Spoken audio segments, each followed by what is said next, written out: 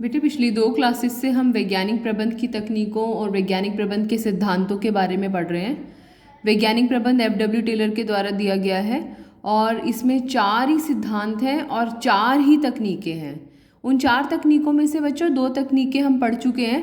पहली थी क्रियात्मक विशिष्टीकरण, जिसमें कि हमने कारखाने को 2 हिस्सों में विभाजित किया था, नियोजन विभाग और निष्पादन विभाग, और हर विभाग में 4-4 फोरमैन थे और वो 8 लोग मिलकर कर्मचारी को आदेश निर्देश दे रहे थे। दूसरी तकनीक हमने पढ़ी थी प्रमापीकरण एवं सरलीकरण, हर चीज़ के लिए एक मानक का निर्धारण करना। सरलीकरण में अनावश्यक और अनुपयोगी किस्मों, आकारों और प्रकारों को समाप्त करना। आज हम वैज्ञानिक प्रबंध की या फिर एफ.डब्ल्यू. टेलर के द्वारा दी गई वैज्ञानिक प्रबंध की तीसरी तकनीक के बारे में बात करेंगे, जिसका नाम है कार्य अध्ययन या वर्क स्टडी। कार्य अध्ययन या वर्क स्टडी को 4 हिस्सों में बांटा जा सकता है। इसके 4 भाग होते हैं: कार्य विधि अध्ययन, गति अध्ययन या मुद्रा अध्ययन, समय अध्ययन और थकान अध्ययन। दोबारा से बोल रही हूँ, कार्य अध्ययन के 4 हिस्से होते हैं। वीडियो को पॉज करके चारों पार्ट्स के नाम लिख लीजिएगा। कार्य अध्ययन को हम इंग्लिश में वर्क स्टडी कहते हैं। क्या कहते हैं हम इसको? वर्क स्टडी, कार्य अध्ययन। इसके 4 हिस्से: कार्य विधि अध्ययन, कार्य विधि को हम बोलते हैं मेथड स्टडी। गति या मुद्रा अध्ययन को हम बोलते हैं मोशन स्टडी। समय अध्ययन को बोलते हैं हम टाइम स्टडी। और थकान अध्ययन को हम बोलते हैं फैटीग स्टडी, FATIGUE। थकान को फैटीग कहा जाता है बेटे, फैटीग स्टडी। सो कार्य अध्ययन के अंतर्गत ये 4 आते हैं। सबसे पहले हम कार्य विधि अध्ययन के बारे में पढ़ेंगे। बच्चों, कार्य अध्ययन का सबसे पहला हिस्सा कार्य विधि अध्ययन, जिसको हम मेथड स्टडी के नाम से भी जानते हैं। कार्य विधि यानी कि कार्य करने की विधि। कार्य करने की कैसी विधि? देखिए, कार्य अध्ययन के अंतर्गत कार्य विधि का मतलब होता है कार्य करने की सर्वश्रेष्ठ विधि को ढूंढना। तो कार्य विधि के अध्ययन के अंदर क्या किया जाता है? कार्य विधि अध्ययन के अंतर्गत कार्य करने की सर्वश्रेष्ठ विधि को ढूंढा जाता है। दूसरा है, सेकंड है हमारा गति अध्ययन, या इसे हम मुद्रा अध्ययन के नाम से भी जानते हैं, और इंग्लिश में हम इसे मोशन स्टडी कहते हैं। मुद्राएं, जैसे नृत्य करते समय अलग अलग मुद्राएं बनाई जाती हैं, ऐसे ही काम करते समय भी व्यक्ति को अलग अलग मुद्राएं, अलग अलग मूवमेंट्स बनानी पड़ती हैं। वो मुद्राएं क्या हो सकती हैं? जैसे कि उठना, बैठना, रखना, स्थान बदलना। कई बार आपने देखा होगा असेंबली लाइन जब बनाई हुई होती है तो बॉटल पे ढक्कन लगाने का अगर काम है, तो आप बॉटल आगे रखी हुई है, ढक्कन पीछे रखा है, तो कर्मचारी घूम के बार बार बॉटल का ढक्कन उठा रहा है, फिर वापस आ रहा है, फिर ढक्कन उठा रहा है, फिर वापस आ रहा है। तो ऑब्जर्व किया जाता है, पता लगाया जाता है कि ऐसा करने में उसका कितना समय व्यर्थ हो रहा है, और यदि वो ढक्कन उस बॉटल की बगल में ही रखकर वो सारी मशीनों से वो ढक्कन फटाफट लगाए जाए तो वो समय जो है वो बचाया जा सकता है। तो गति अध्ययन या मुद्रा अध्ययन में हम क्या करते हैं? मनुष्य की या कर्मचारी की विभिन्न मुद्राओं और उनकी गति का अध्ययन करते हैं, और उसमें से जो भी अनावश्यक और अनुपयोगी मुद्राएं होती हैं उनको हटा दिया जाता है, समाप्त कर दिया जाता है। तो दोबारा से समझेंगे, गति अध्ययन का मतलब मुद्रा अध्ययन, मनुष्य की या कर्मचारी की विभिन्न मुद्राओं का अध्ययन करना।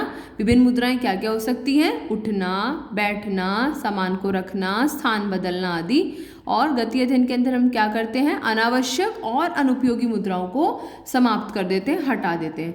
अच्छा, मुद्रा अध्ययन का प्रयोग करने के लिए एफ.डब्ल्यू. टेलर बहुत एडवांस थे। उस समय में भी, इतने पुराने समय में भी उन्होंने क्या क्या इक्विपमेंट्स यूज़ किए थे? उन्होंने स्टॉप वॉच का इस्तेमाल किया था। वो देखते थे कि कर्मचारी को ये वाला काम यदि वो यहाँ से यहाँ घूमकर करता है तो कितना समय लगता है, यदि वो यहाँ से यहाँ घूमकर काम करता है तो कितना समय लगता है। तो इस तरीके से वो अध्ययन करके अनावश्यक और अनुपयोगी मुद्राओं को हटा देते थे। कार्य अध्ययन का तीसरा पॉइंट है समय अध्ययन, टाइम स्टडी। समय अध्ययन के अंतर्गत क्या किया जाता है? किसी कार्य को करने में लगने वाले प्रमाप समय का निर्धारण किया जाता है। ये जब आप वीडियो देखते हैं तो वीडियो को पॉज करके साथ साथ सभी चीज़ों को नोट करते जाया कीजिए, ये नोट्स हैं हमारे।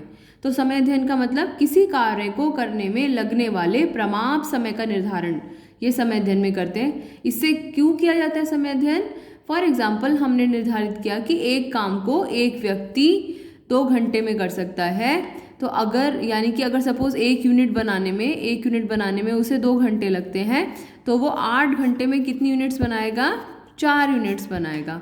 और अगर उसे एक यूनिट के 10 रुपये देने हैं तो उसे 4 यूनिट के कितने रुपए दिए जाएंगे?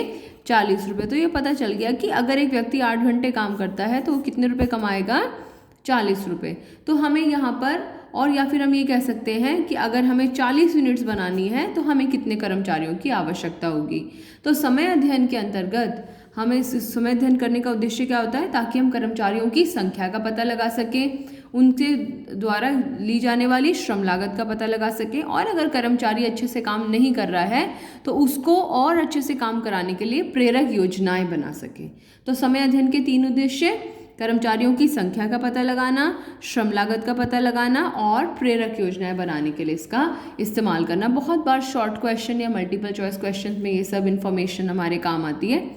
ओके, 4th है हमारा थकान अध्ययन या फैटीग स्टडी।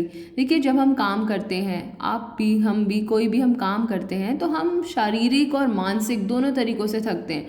जब हम पढ़ाई करते हैं तो पढ़ाई करने से हमें शारीरिक थकान उतनी नहीं होती है जितनी कि हमें मानसिक थकान होती है। तो अलग अलग प्रकार की थकान होती है, शारीरिक थकान भी और मानसिक थकान भी।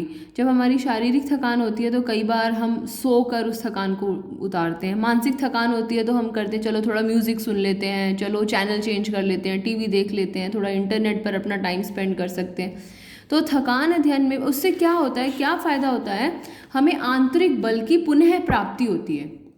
तो थकान अध्ययन का उद्देश्य क्या होता है कि व्यक्ति अपने बल की पुनः प्राप्ति कर सके, तो इसलिए उसको विश्राम का कुछ समय दिया जाए।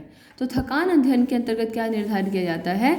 विश्राम के अंतराल की अवधि, ड्यूरेशन, कितना रेस्ट करेगा, कितने टाइम तक रेस्ट करेगा, और उसकी बारंबारता। फॉर एग्जाम्पल, एक व्यक्ति 8 घंटे काम करता है, 8 घंटे काम करता है, उस जैसे कि आपका स्कूल होता है 8 बजे से 2 बजे तक, जब आपका स्कूल होता था तो आपका लंच ब्रेक कितनी बार होता था? 1 बार। कितने मिनट के लिए होता था? 30 मिनट्स के लिए। तो आपके विश्राम के अंतराल की अवधि ड्यूरेशन हुई 30 मिनट्स और बारंबारता हुई 1।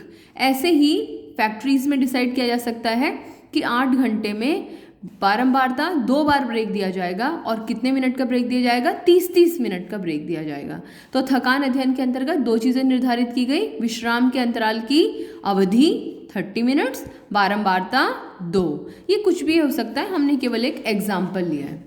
ओके, ये हमारा पूरा कार्य अध्ययन है। एक बार समराइज करते हैं इसको। कार्य अध्ययन के अंतर्गत क्या क्या? कार्य अध्ययन के 4 हिस्से: नंबर 1 कार्य विधि अध्ययन, गति अध्ययन, समय अध्ययन और थकान अध्ययन। कार्य विधि अध्ययन का उद्देश्य कार्य को करने की सर्वश्रेष्ठ विधि को ढूंढना। गति अध्ययन अनावश्यक और अनुपयोगी मुद्राओं को हटाना। समय अध्ययन कार्य को करने में लगने वाले प्रमाप समय का निर्धारण करना। और थकान अध्ययन में विश्राम का अंतराल और उसकी बारंबारता का पता लगाना। वीडियो को पॉज करके सारी इन्फॉर्मेशन नोट करनी है आपको।